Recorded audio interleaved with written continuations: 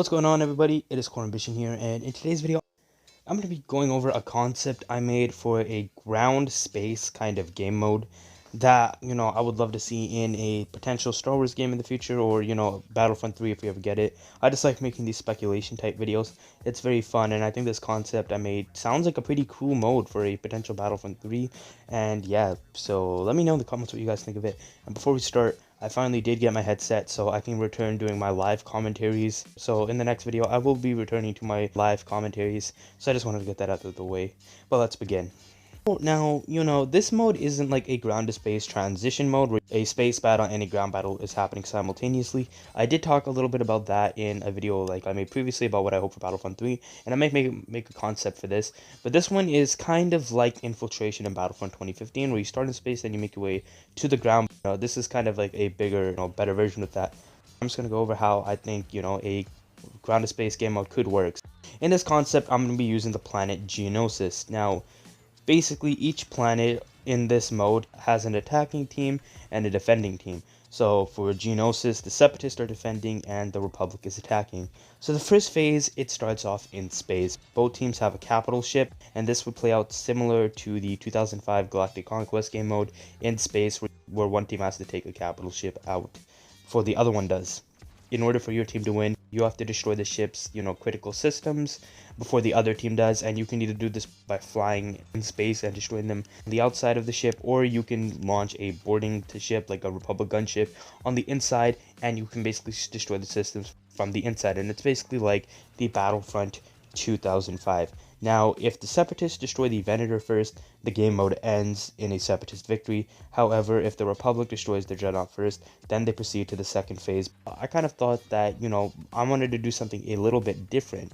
So if the Dreadnought is destroyed first, it just doesn't proceed to the next phase, or if the Venator is destroyed first, it just doesn't end the game mode. So I was kind of thinking, in this mode, basically, you respawn as many times as you want. If you're flying outside and you destroy, you basically end up in your ship's hangar, and then you just fly again. Similar to the 2005 Battlefront.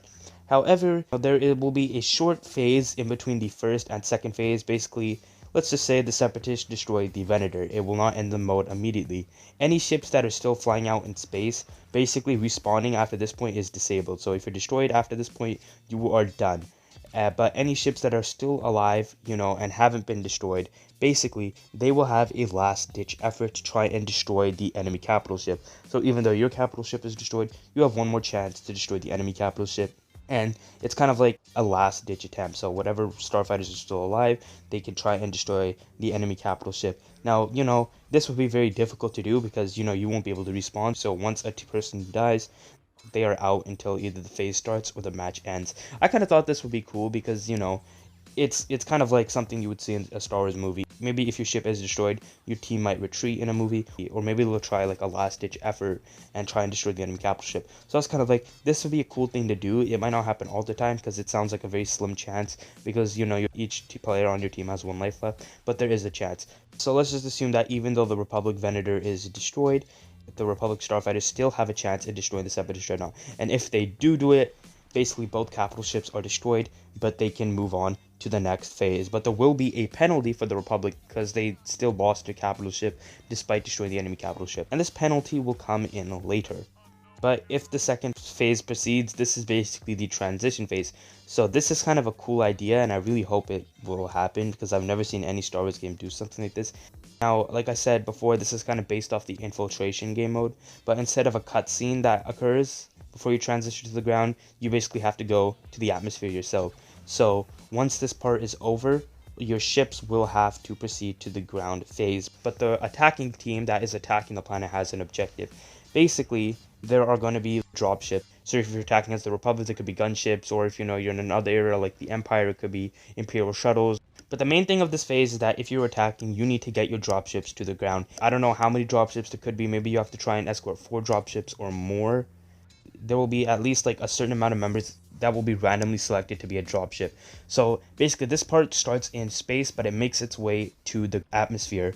So basically, if you've been chosen to fly a dropship, you have to get to the ground without dying, and basically anyone that isn't chosen as a dropship will just be in a regular starfighter, and they'll have to defend you. The enemy team will obviously want to try and destroy a dropship. A dropship is destroyed basically the next phase, or the ground phase, will be similar to Galactic Assault, where the attacking team has a certain amount of tickets. So let's say 100 tickets. Now, every time a dropship is destroyed, the next phase you will start off with like a certain amount of less tickets. So if the starting point is 100, but you lose like 3 dropships, you might lose like 30 tickets. So basically, the transition phase could result in a loss for the attacking team. So basically, if your team does like a flawless run and no dropships are destroyed, you will start the phase with 100 players. But let's just say you lose 10 dropships, then you will have 0 tickets and the transition phase ends. So every time a dropship is destroyed, a new one will take its place, so another player will randomly spawn. This is similar to the first phase of infiltration, where people have been randomly selected to fly a U-wing, and every time that U-wing is destroyed, another player will spawn in as that U-wing. So it kind of works like that. People will be randomly selected as dropships, and you might have 3 at a time, but each time all 3 are destroyed, then another 3 come in, and then another 3 come in, until either the dropships have all been destroyed, or you can get a certain amount of dropships to the ground. So basically, how many dropships you get to the ground phase, so you will be transitioning into space, then you'll make your way to the atmosphere, then you will make your way on the ground. So basically, if your team can get, how many dropships to the ground, they will get a certain amount of tickets. So let's just say one dropship equals 10 players, and, the attacking team lands with 8 dropships, so they get 80 players at the end, and they lost 2, so they'll lose 20 players. How I would kind of want this mode to work is that you start off in space, like right after you destroy the capital ship, the defending side, and then you have to make your way to the ground. So, basically the attacking team will just have to suppress the enemy team starfighters so that they can just cover more ground, and they're just going to have to keep suppressing the enemy to allow their dropships to cover more distance until they make it to the ground. Well, let's assume that the Republic, or the attacking team, has made it to the ground. So now the attacking team is on the final phase, and that is the ground phase. This final phase will be similar to Galactic Assault in a way, where your team has to capture a bunch of objectives, and it's again gonna work like Galactic Assault. So once you're on the ground, you basically will have to capture 1 or 2 points, or override some points, similar to some phases you'll see in Galactic Assault. The ground map could be like 3 phases, but the final phase is the most important, where the attacking team will have to capture a place of vital importance. So since I said this is going to be on Geonosis, the final phase on this map is for the Republic to capture a droid factory by, again, having a capture point in a droid factory and your team capturing it. So each planet in this mode could have on the ground phase a place of final importance. If this was on Scarif, maybe it would be the data vault on the Citadel Tower, where the Empire keeps track of their projects. Each planet for the final phase on the ground would have a place of vital importance. And yeah, so if the defending team can repel the attackers on this ground phase by draining their tickets, the attackers lose. But if the attackers manage to, succeed on the ground phase by capturing that final point, they win the game. However, I did remember saying in the beginning of the video, if there is a situation where the defending team destroys the attacking team capital ship, but the attacking team managed to pull a last-ditch attempt and destroy their capital ship, the game will proceed. However, the attacking team will be punished because, again, they still lost their capital ship. So this punishment or penalty will come in the form of, a limited amount of reinforcements / vehicles that a team can get. So what do I mean by that? So what I mean by that is, assume that the attacking team managed to destroy the defending team capital ship and they got to keep their capital ship. So the attacking team has their capital ship, but the defending team lost theirs. Now in this situation, if the ground phase does proceed, your team will be able to access the reinforcements or tanks. Similar in Battlefront 2, if you acquire battle points and you have enough battle points, you can get something like an ARC Trooper or a Clone Commando or a tank like an ATTE, or even some starfighters you can purchase on the ground phase so you can provide your team with aerial support. You can use your battle points to acquire this as many times as you want, as long as they aren't in maximum occupancy, so if not a lot of people in your team are using them, and you have the appropriate amount of battle points, you can get a reinforcement or a tank or whatever. However, if you're in a situation where your team lost the capital ship, but you managed to destroy the defending team's capital ship, you have that penalty where you can only use a certain amount of reinforcements or tanks. So So your entire team has a limited amount of uses, and if your team uses something enough times, then you can no longer use it. And this gives your team a severe penalty, because even though you did manage to destroy the defending team capital ship, they destroyed yours in the first place.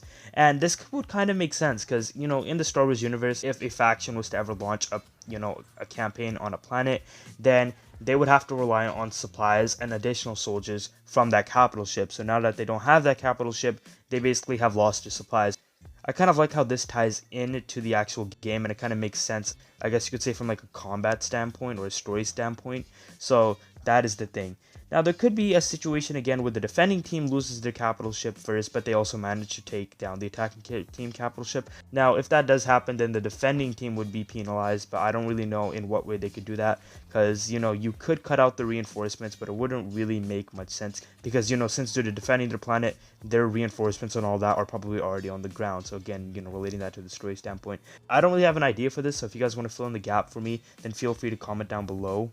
They could be penalized by, you know, making the attacking team have an easier ground phase, so maybe they don't even have to do one part of the ground objective. Like, they don't have to capture a particular thing, they can just skip right past it, so they kind of already have an advantage on the ground. Maybe something like that could happen, but I don't really know. But the main point of the ground phase is that it's just, you know, all out combat. You have your reinforcements, you have your tanks and all that stuff, you have your heroes, all that nice stuff. And if the attacking team can capture the phases and capture that last important, you know, point, something of strategic value to the defending team, if they manage to capture that, then they win the entire planet. That is going to end off this video, guys. Please comment down below on your thoughts of what you think of this game mode I made up. I hope we get to see something like this in a future Star Wars game. It doesn't again have to be an exact copy, but if we can get some mechanics that I mentioned in a future Star Wars game, or potentially Battlefront 3 if it's ever made, I would be very happy. But this has been Ambition. Thank you all for watching. If you did enjoy this video, please consider liking and subscribing. Almost at 100 subscribers, so one subscriber